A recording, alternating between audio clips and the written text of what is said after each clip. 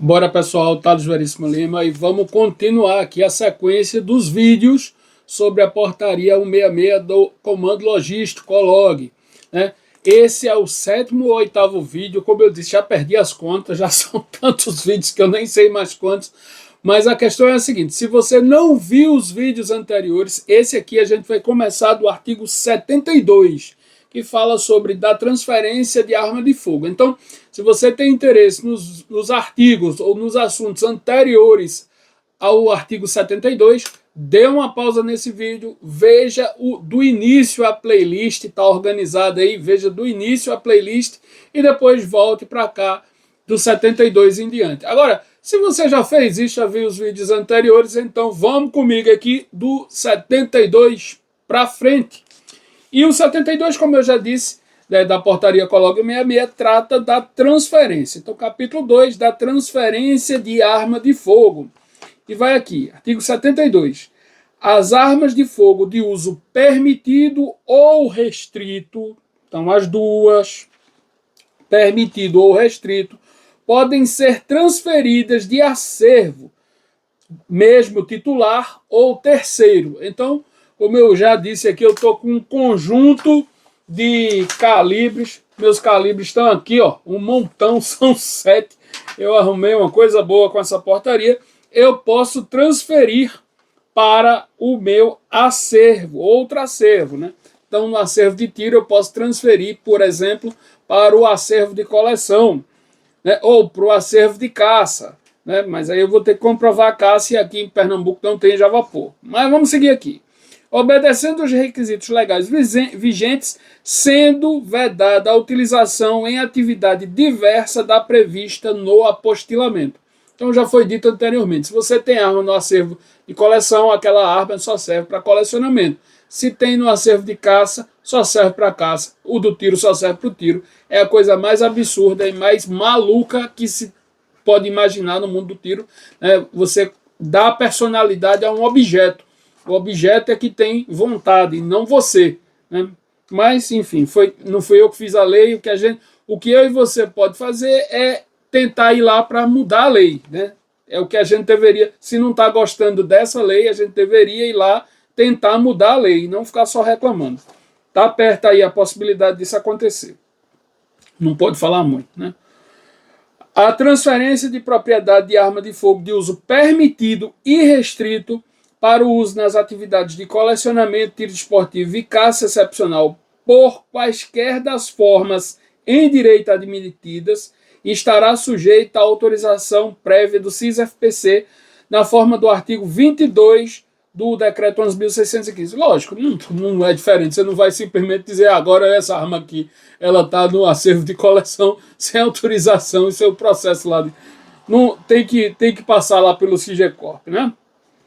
Artigo 74. A transferência de arma de fogo segue, no que couber, as prescrições do artigo 61 desta norma para aquisição de arma de fogo de uso permitido ou restrito, devendo a solicitação ser instruída com a comprovação de interesse do proprietário na alienação a terceiro.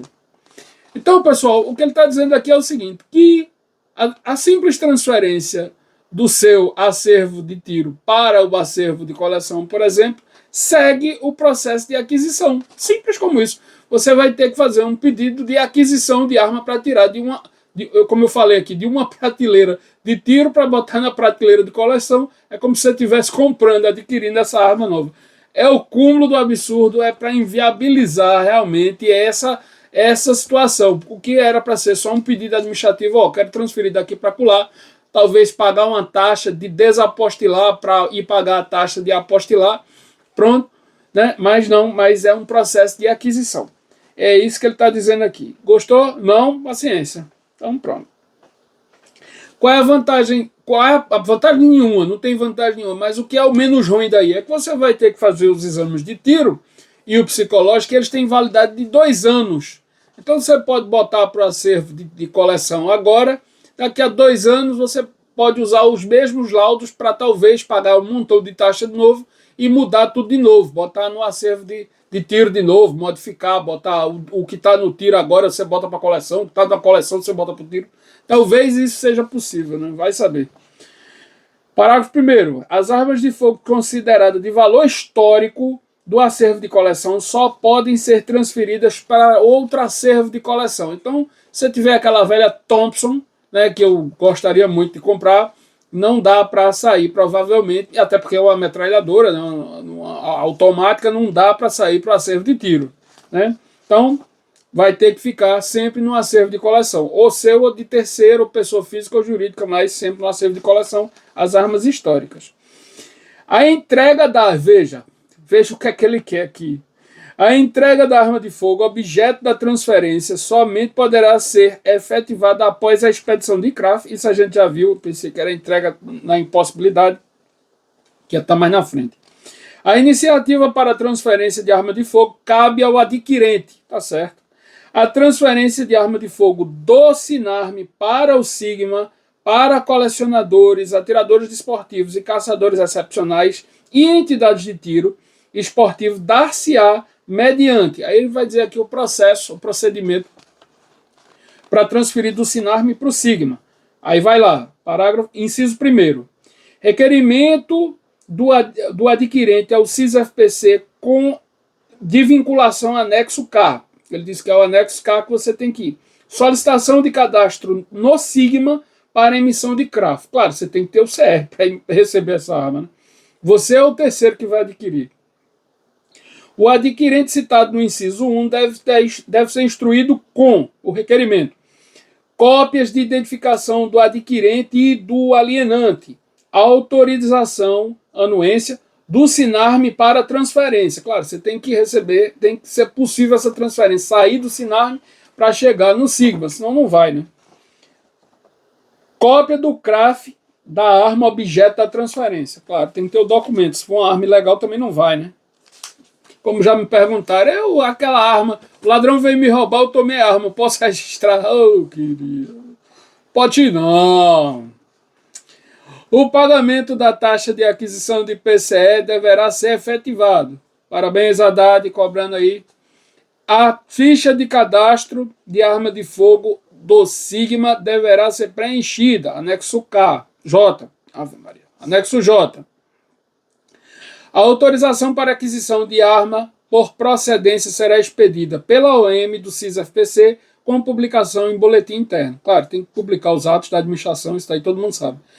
Após o cadastro do Sigma, a OM do CIS-FPC informará ao Sinarme a transferência realizada para atualização de cadastro e emitirá um novo CRAF da arma transferida. Pessoal, isso dava um problema, inclusive uma punição administrativa. Toda vez que se transferia uma arma do Sinarme para o Sigma, ou o inverso, voltando do Sigma para o Sinarme, o adquirente, a pessoa, inclusive o alienante, quando era uma transferência entre terceiros, tinha que ir lá comunicar que essa arma já não estava mais no seu acervo, né, que tinha sido transferida. E muita gente simplesmente não ia. E aí ficava uma arma com 2 registros, no Sigma e no Sinarme. Né? Inclusive tem pessoa muito próxima que está nessa situação até hoje. Né? Aí, o que é que vai acontecer? Ele está dizendo aqui que o próprio sistema é que vai fazer essa transferência. Claro, é o que se espera, né? Se as coisas vão ser, os sistemas vão ser automatizados, então não se espera outra coisa, é que o próprio sistema automatize essa rotina, né? É o mínimo. Então, desonerou o adquirente, desonerou as pessoas de fazer comunicar esse descadastramento da arma, né? Essa saída da arma do acervo. Então, artigo 77. A transferência de arma de fogo do Sigma para o Sinarme, cujo alienante seja colecionador, atirador desportivo, caçador excepcional, também obedece às normas do Sinarme para aquisição de arma de fogo, cabendo ao Sigma emitir anuência da transferência por intermédio da OM do CIS-FPC. Então, a questão as regras são as mesmas, né? Tanto para ir para um sistema quanto para ir para outro, praticamente são as mesmas regras. O problema é que lá no Sinarme você tem que comprovar a efetiva necessidade. No Sigma não é assim, apesar de que no Sigma tem uma maçaroca de documento que você tem que juntar e o CR praticamente ficou valendo nada. Então, a dificuldade é quase a mesma. O alienante proprietário, alienante é quem cede a arma, alienatário ou é quem recebe a arma. Então, o alienante proprietário da arma de fogo cadastrada no Sigma deverá solicitar a anuência para a transferência à OM vinculada do CIS-FPC. Então, a pessoa tem que dizer que quer transferir. Após a análise do requerimento, em caso de deferimento, a OM do CIS-FPC comunicará a anuência ao SINARME, a anuência para a transferência da arma de fogo. Então, só depois que for analisada é que vai ser comunicado internamente por sistema. A anuência para a transferência da arma de fogo para o SINARME constará da autorização expedida pela OM do CIS-FPC de vinculação com publicação no boletim interno. Todos os atos da administração pública são publicados, né? São públicos. Por isso que a administração é pública, porque tem como necessidade para a publicidade dos atos. A transferência da arma de fogo do SINARME para o Sigma será concluída com a emissão do CRAF pelo SINARME. Então, emitiu-se o novo CRAF, acabou. A regra é a mesma de transferência entre particulares, como a gente viu, né? Aí ele diz aqui, ó, vê. Após a emissão do novo CRAF lá pelo SINARME, o CRAF antigo deverá ser eliminado pelo alienante. Pessoal, todo mundo sabe que não deve destruir documento, porque inclusive você pode um dia precisar da segunda via e não ter. Então, o que é que eu recomendo? Ele manda eliminar aqui. Sinceramente, eu não faria isso, eu não faço isso, eu não vendi nenhuma arma, mas mesmo que um dia chegue a vender, eu não vou eliminar documento nenhum. Eu vou guardar numa pasta. Posso até colocar um carimbo nulo, né? Anular, botar uma anotaçãozinha no verso, anulado. Posso grampear alguma informação ali para saber que não tá vencido, mas eu vou sim guardar o documento e recomendo a todo mundo guardar, porque o futuro a Deus pertence e ninguém sabe o que pode acontecer. Então, você termina precisando desse documento depois, para tirar uma segunda via, vai ter que pagar, né? E talvez nem saia mais, porque a arma não é mais sua. Então, recomendo guardar, não eliminar. Como está aqui no parágrafo 6º do artigo 77. Não eliminem, guardem. Artigo 78. A transferência da arma de fogo, não portem também esse negócio, né? Porque se a arma não é mais sua, o documento não tem mais validade e pode até se implicar em uma falsidade ideológica. Então, guardem o documento em uma gaveta, de modo que, se vier a precisar, vocês tenham o original. Mas não portem isso aí, né? Então, bora lá. Artigo 78. A transferência da arma de fogo cadastrada no Sigma para o próprio Sigma, cujo adquirente seja colecionador, atirador desportivo e caçador excepcional, dar-se-á da seguinte maneira. Transferência entre atiradores, né, entre CACs. Ou CAC e pessoa jurídica, né, que tenha cadastro do Sigma. O requerimento anexo M do adquirente ao CIS-FPC de vinculação. Autorização para transferência expedida pela OM do CIS-FPC de vinculação. Atualização do cadastro Sigma e emissão de CRAF. O requerimento deve ser instruído com taxas de aquisição e apostilamento do PCE, cópia de identificação do adquirente e do alienante e cópia do CRAF da arma objeto da transferência. Inclusive, a assinatura tem que ser por autenticidade lá no anexo, né? Eu já tive esse problema de ir e voltar umas 2 vezes, porque a autenticação da assinatura tem que ser por autenticidade, não pode ser por semelhança. Vamos lá. Onde foi que eu parei aqui? A autorização, a linha B. A autorização para aquisição de transferência será expedida pela OM do CIS-FPC de vinculação e publicada em boletim interno. Tem que dar publicidade, como eu disse. Após a atualização do cadastro do Sigma, a arma transferida à OM de CIS-FPC de vinculação do adquirente emitirá novo CRAF e o alienante deve destruir o antigo. Mesma recomendação, eu sugiro guardar. É o que se um dia alienar alguma arma, farei, guardarei, né? mas a lei manda destruir. A lei não, a portaria. Capítulo 3º, da aquisição de acessórios de arma de fogo. Vamos aqui mais para frente um pouco. Então, artigo 79. A aquisição de acessórios para arma de fogo, considerados produtos controlados, deve ser precedida de autorização mediante solicitação por meio do SIGECORP. Pessoal, quais são os benditos produtos controlados? Eu acho que eu já disse umas 3 vezes só nessa série aqui. E fora um monte de short que eu já falei. São os itens listados na portaria 118, anexo 1. Então, lá é onde estão os itens que são considerados PCEs. Já falei, coquilha está lá? Não. Então, não é PCE. Simples como isso. Não tem interesse do Exército. É de livre comércio, livre negociação. Lunetas, né? Tá lá? Tá não. Agora, as divisão termal e noturna, tá. Então, vamos lá. Parágrafo 1º. A autorização poderá precedida para o alterador desportivo e entidade de tiro, sendo necessária a comprovação de que o acessório pleiteado esteja previsto nas regras de competição na modalidade de tiro. Então, se você quer, por exemplo, uma visão noturna, né, uma luneta de visão noturna, aí o termal, e aí você vai ter que justificar. É possível conseguir? Sim, é. Mas você vai ter que justificar, né? Mas vamos para frente aqui. Nada que não já tenha sido antes. Está tudo dentro do mesmo jeito. Então, no fim das contas, o que mudou mais aqui, pessoal, foi aquela questão das habitualidades por calibre. Isso vai detonar muita gente aqui. E mais aquela maçaroca de documento dos últimos 5 anos, que tem coisa que ninguém nem sabe como é que vai resolver. Por exemplo, como é que você vai resolver a questão dos documentos dos últimos endereços, se você não tem mais esses comprovantes, né? Aí vai ter, como é que resolve isso? É um problema.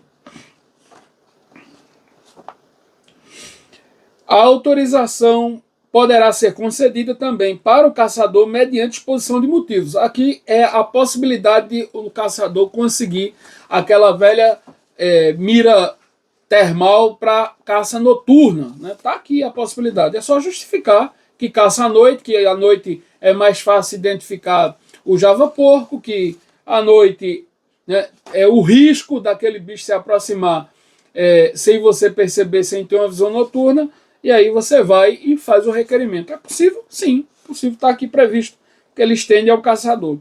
A autorização será expedida pelo SIGECORP. O requerimento deverá ser instruído com a taxa de pagamento do PCE, claro, pela declaração de entidade nacional da administração do desporto que aceita aquela modalidade de tiro desportivo. Então, é só ver aí com o pessoal do clube, da associação, se está dentro das regras para a utilização desses itens e fazer o requerimento, pagar lá a taxa do Haddad e a taxa do Amor, né, e já é. O acessório deve ser apostilado, né, todos os PCEs devem ser apostilados, né, ao registro do adquirente via requerimento por meio do SIGECORP. Todos os PCEs devem ser apostilados. Já era assim e agora ficou a exigência explícita. O requerimento deve ser instruído com a nota fiscal do acessório e o comprovante de pagamento da taxa de apostilamento. Artigo 81. Os atiradores desportivos e entidades de tiro poderão adquirir também equipamentos para recarga de munição para uso exclusivo nas atividades autorizadas. Os calibres das matrizes dos equipamentos de recarga de munição devem corresponder aos calibres das armas apostiladas nos respectivos acervos. Eu vou ler aqui, no caso de atiradores esportivos, poderão ser adquiridos unicamente os equipamentos de recarga não pneumática para execução das atividades exclusivamente de forma artesanal. Pois bem, vamos falar aqui sobre recarga. Artigo 81. A gente estava naquela dúvida, né, se recarga ia ser permitido, não ia ser permitido, né? Eu, logo no início da publicação do ano 615, disse que se não está proibido e é uma atividade inerente, então é permitido. Depois veio a restrição do calibre 22 e aí me gelou a espinha, porque como estava naquele limbo de que o 22 semiautomático era abaixo dos 407 joules e aquela confusão toda se tornou restrito. Então, se não falou lá no decreto que era possível os atiradores ter máquina de recarga, fazer as suas recargas, então também eu fui por um raciocínio mais restritivo e disse, perdemos a recarga. Inclusive fiz um vídeo sobre isso, né? Se ia seguir, na minha cabeça, no início ia ser possível. Bom, atividade inerente, sempre pôde, não proibiu, então ia ser possível.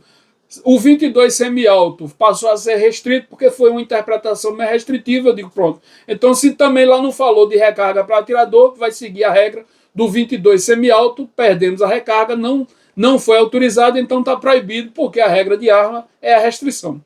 Mas, graças a Deus, pelo menos alguma luz no fim do túnel, né? algum alento, né? Algum acalanto nessa história. E aí terminou que a recarga passou a ser permitida, conforme o artigo 81 aqui, ó.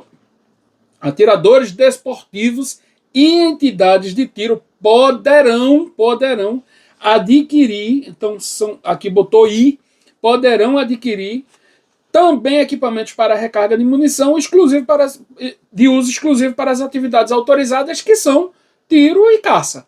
Colecionamento não atira. Então, para tiro e para caça, é possível ter máquina de recarga. Ótimo. E aí ele coloca aqui que, obviamente, como já era, os calibres são correspondentes aos apostilados, né? As matrizes têm que corresponder aos calibres apostilados. Logicamente, se, por exemplo, eu tenho um 556, eu não posso chegar lá e pedir um 308, uma matriz de 308. Por quê? Porque se eu não tenho um 308, para que eu quero essa matriz? Só se for para fazer trela, né? Aí tá demais, né? Então, já fica de logo proibido. Mas aquele nosso querido atirador de um calibre que vai chegar rapidamente no nível 3, ele rapidamente vai pedir lá um parafal e ele rapidamente vai conseguir matrizes para recarga de munição. Mas também nem vai precisar, porque é melhor comprar logo pronto, né? Quando a gente tem recursos, para quem viu os vídeos anteriores, quando a gente tem recursos praticamente ilimitados para a compra de armas e munições, né? Então, para que se dar esse trabalho de recarregar? Né? É melhor logo comprar 6 mil cartuchos logo, de uso restrito, logo 76251, vezes 1000 atiradores que vai estar lá no clube, perto, né? E aí está resolvido o problema. A propósito, um parágrafo segundo aqui, ele fala que os equipamentos de recarga têm que ser não pneumáticos, né? E de utilização exclusivamente manual. Então, para quem tem aí também vastos recursos e queria comprar uma prensa feita, eu vi aí uma 1050, 1100, inclusive já vi até da minha, né? Com um motorzinho lá, automatizando tudo e fazendo tudo automático, não dá. Não dá, e se você fizer isso, mesmo já tendo a prensa e automatizar depois, você for fiscalizado, você vai ter problema, porque aqui está dizendo unicamente de forma artesanal. Então você tem que fazer uma, mesmo que seja numa prensa progressiva, mas você tem que dar aquela alavancada de forma artesanal, fazendo manualmente. Não dá para automatizar esse negócio, vai ter problema aí, né? Então, pessoal, já vai 23 minutos, eu vou parar aqui de novo esse vídeo, e a gente foi até o artigo 81, que falou sobre recarga de munição. Tá dentro, legal, ótimo. Menos um peso para cumprir as habitualidades, inclusive tem acesso aos insumos.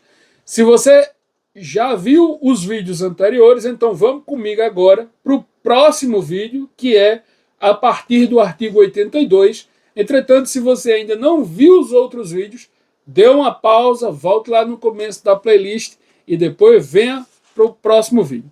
Até já, um abraço!